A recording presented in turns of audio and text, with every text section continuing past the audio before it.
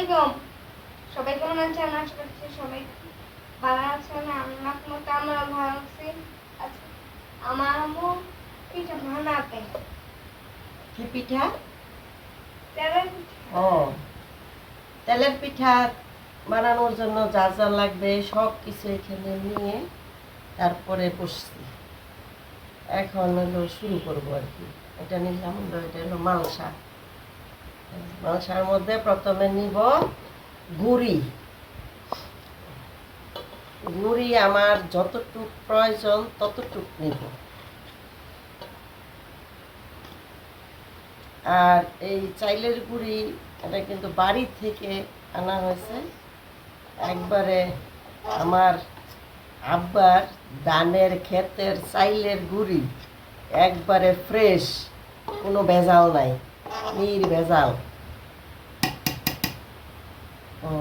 টুক নিলাম।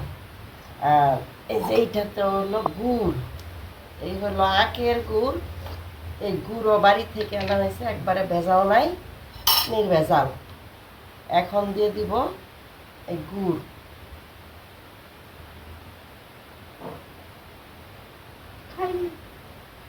গুড় খাইবা? রাখো।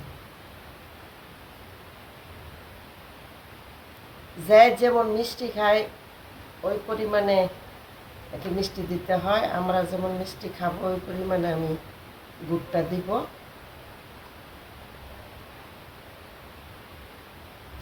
শারিনা একটু গুড় খাবে।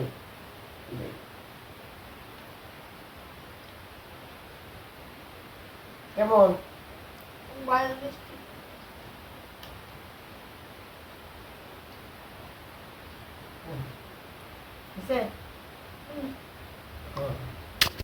মিষ্টি জিনিসে লবণ একটু কম লাগে, আমি একটু অল্প একটু লবণ দিয়ে দেব, লবণ দিয়ে দেব। আর এই তেলের পিঠা বানানোর জন্য যে গুঁড়ি নিলাম, গুঁড়ির মধ্যে আর কোনো রকম আটা ময়দা আমি দিব না। আমি হলো গরম পানি নিয়ে আসছি, গরম পানি দিয়ে এটা গোলাবো, তাহলে পিঠাটা নরম হবে।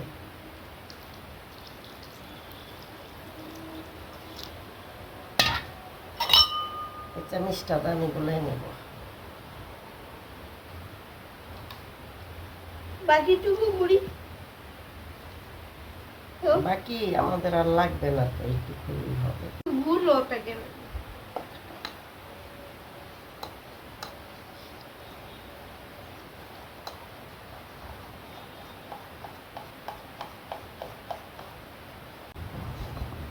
তেলের পিঠার জন্য গোলাটা একবারে রেডি হয়েছে।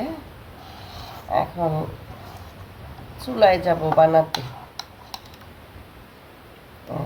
ঘনত্বটা এরকম। পিঠা ভাজার জন্য চুলাতে দিয়ে দিলাম একটা ছোট্ট লোহার কড়াই। ছোটবেলা থেকে দেখছি আমার মা তেলের পিঠা বানাইলে এরকম লোহার ছোট কড়ার মধ্যে ভাজত। এই জন্য আমিও ভাজবো, এর জন্য দিয়ে দিলাম সয়াবিন তেল।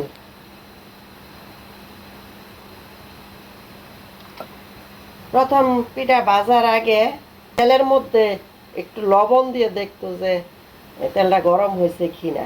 আমিও তাই করছি, এই যে গরম হয়ে গেছে। এবার দিয়ে দেব প্রথম পিঠা। বিসমিল্লাহ।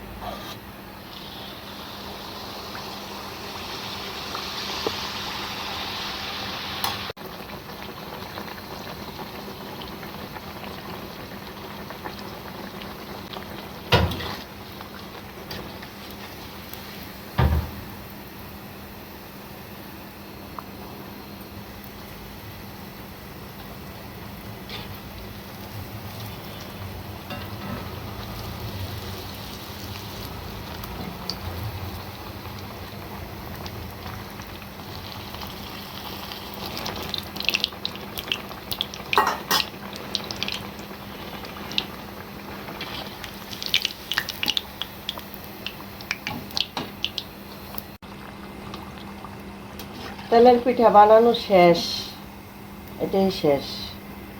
এখন খাওয়া দাওয়া আর কি।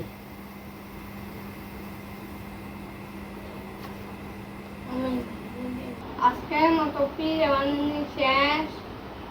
আপনি লাইক করবেন, কমেন্ট করবেন, শেয়ার করবেন, সাবস্ক্রাইব করবেন।